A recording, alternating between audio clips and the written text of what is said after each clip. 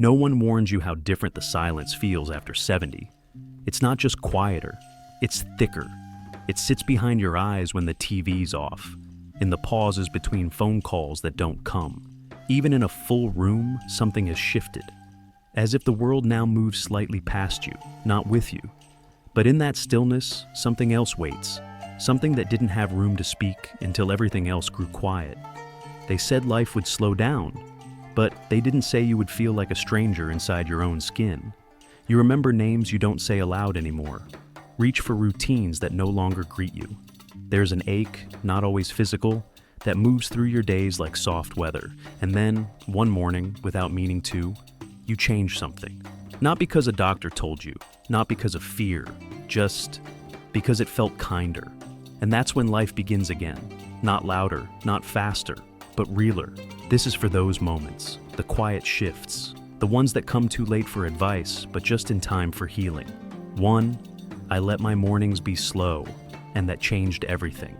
Elaine used to wake up with lists, things to do, people to call, papers to sort. Even after retirement, the rhythm of urgency still clung to her breath. Like, if she didn't move quickly, something important might slip away. But one winter morning, her knee twinged just enough to make her sit instead of stand. She made tea and stayed at the kitchen table longer than she meant to. The window was fogged, the light hadn't fully arrived yet. And in that stillness, something unfolded. She realized the world wasn't rushing her. Only habit was. So she stayed. 1 minute more, then 5. She began making her mornings slower, not out of luxury, but necessity. A soft rebellion against the decades of being needed by everyone but herself.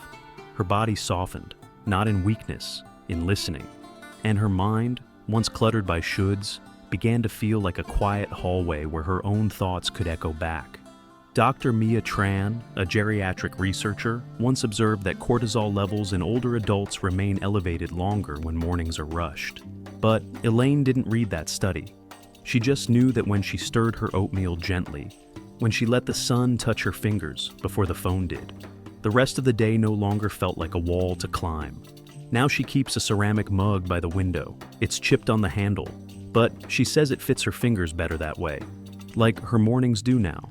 A little imperfect, but perfectly hers. 2. I let go of fixing everyone. George always thought love meant stepping in. When his daughter struggled, he offered solutions before she finished the sentence. When his wife sighed too long, he searched her eyes for a task to complete. Even in friendships, he mistook silence for signals, worry for requests. It wasn't pride, it was love, shaped by a lifetime of being the one others leaned on. But after 70, something shifted. People stopped asking for help, not because they didn't need him, but because they needed something else. Not answers, not action, just presence. He didn't understand at first. He offered advice, and it landed like pebbles in a well, no splash. He shared solutions, and the room got quieter. Then one evening, over tea with his granddaughter, she said something simple. I don't need you to fix it, Grandpa. Just sit with me while it hurts. That night, George didn't sleep much. Not because he was worried, but because he was listening. Not to her, to himself. All those years of rushing in. Maybe he had been interrupting something sacred, the part of others that learns by facing the quiet, not by avoiding it. So he began a new ritual. When someone spoke, he breathed once before replying. When someone cried, he stayed still. And when no one called, he didn't take it as loss, but as a gentle return to being, not doing. Neurologist Dr. L. Harmon once noted that as we age, the amygdala becomes less reactive to distress. Not because we care less, but because we've learned that not every pain requires our intervention. George now tends to his small garden. He says watching something grow without controlling it has taught him more about love than years of advice ever did. He still cares deeply, but now he shows it by not stepping in, by letting people find their way, and being the quiet place they can come back to. Because sometimes the kindest thing isn't to lift someone out of pain, but to hold space beside them while they walk through it. 3.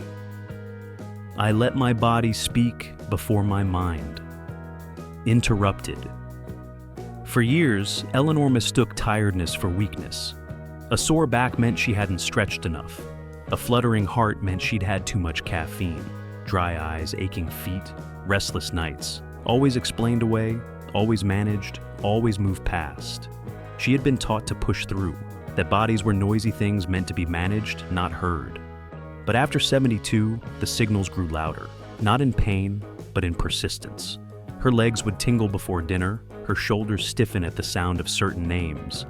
And slowly, Eleanor began to wonder, what if these weren't just symptoms? What if they were messages? One evening, she sat on the edge of her bed, socks in hand, breath uneven. She didn't rush, didn't correct. She simply placed her hand over her chest and whispered, "What are you trying to tell me?" The answer wasn't in words, but in warmth, a slow, easing breath, a subtle unclenching in her jaw. From that day on, she began a ritual. Before each meal, before each walk, before each sleep, she asked her body, "Is this okay for you?" It felt strange at first, to check in like you would with an old friend, to pause before action instead of apologizing after pain. Dr. Mirai Chen, a somatic therapist, once said the body speaks long before the brain can form logic, and Eleanor had lived a whole life thinking logic was the highest wisdom. Now, she knows different. She drinks warm water when her hands feel cold, sits down before her knees, asks twice. She chooses fabrics not for appearance, but for how they whisper across her skin. And when memories rise through her spine, the old kind, the ones she used to dismiss, she lets them stay a moment. She no longer sees discomfort as failure, only as her body's way of saying, "I've carried you for so long. Please let me rest where I can." 4. I let joy be small and sacred, not loud and proving. Frank used to think joy had to be grand, trips planned months in advance, gatherings with noise and lights and stories told too loudly to feel real. He used to chase it, joy, like something that lived at the end of effort. But over time, his knees began to ache. The driveway got longer, the crowds thinner, and one day, joy stopped arriving the way it used to. At first, he grieved that, thought maybe it was age, maybe joy had an expiration date. Until one autumn morning, he sat by the window with a warm mug of cinnamon tea. A bird, gray with a streak of blue, landed on the fence, fluffed its feathers, and stayed. Frank watched it for 7 full minutes. No music, no story. Just breath and light and the sound of his own stillness. When the bird flew away, he realized something had opened. Not big, not loud, but unmistakably joy. Since then, he stopped measuring happiness in big markers. He stopped needing evidence. Instead, he began noticing the smell of bread toasting, the rustle of a newspaper, even when unread, the feel of soft socks at 6 a.m. He didn't post, he didn't announce, he just lived the moment until it passed, then carried its softness into the next. His neighbor once asked why he didn't go to the holiday party this year. Frank smiled and said, "I found what I was looking for in the way the morning light hit my table."